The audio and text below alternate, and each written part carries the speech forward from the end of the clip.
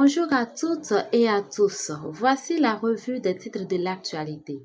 La presse béninoise de ce jour s'intéresse largement à l'actualité politique et judiciaire. Le journal Décryptage Info annonce les félicitations de l'État d'Israël adressées à Romuald Wadani, nouvel homme fort du pays. Le même quotidien rapporte également une audience à la Cour constitutionnelle où l'ambassadeur Amadou Diongue a été reçu par le président Sosa avant de faire ses adieux à la RAC, non sans exprimer sa reconnaissance.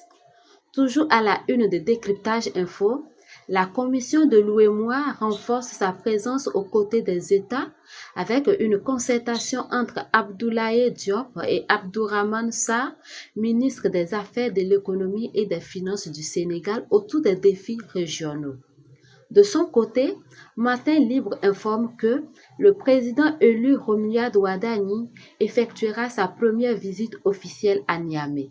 Le journal revient également sur la crise au sein du Parti Les Démocrates et rapporte que la justice tranche en faveur du camp de Nourenou à Tchadé. Une décision judiciaire confirmée par le routier qui évoque aussi une victoire du camp à Tchadé dans cette bataille interne. Même tonalité chez le Soleil Bénin qui parle d'un triomphe tout en soulignant un parti fragilisé et en difficulté. L'événement précis révèle quant à lui que l'activiste Kémi Séba est maintenu en détention avec de graves accusations portées contre lui.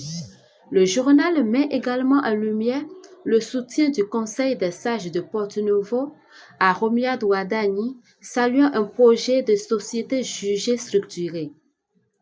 Dans un autre registre, le matinal revient sur l'affaire de la femme torturée à Ekpé, avec 6 présumés auteurs désormais placés sous mandat de dépôt. Enfin, la lutte contre la fraude énergétique fait la une avec la SBEE qui se mobilise activement contre ce fléau aux lourdes conséquences. Joyeux anniversaire à Patrice Talon. Fin de cette revue des titres.